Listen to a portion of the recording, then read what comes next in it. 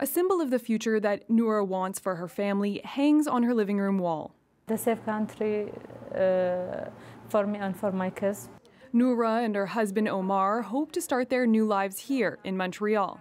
I leave everything in my country to live together. But they're not together. Omar is now in hospital, but he was being held in this detention center. His wife and children's asylum applications are being processed, but Omar was declared ineligible.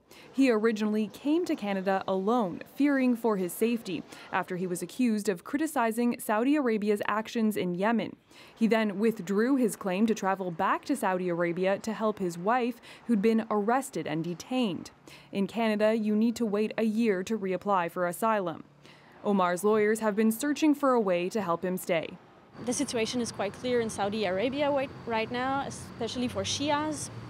We don't understand why Canada didn't intervene before.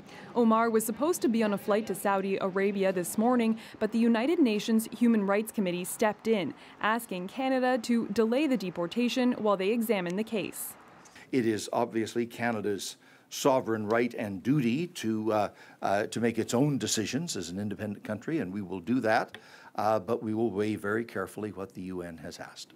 At an event in Montreal, Prime Minister Justin Trudeau was asked about the case, specifically about deporting someone to a country his government has been critical of. We always expect, and Canadians expect, that our immigration system, which is based on rules, on values, on principles that are very clearly laid out, be followed in its integrity, and that's exactly what we're going to do.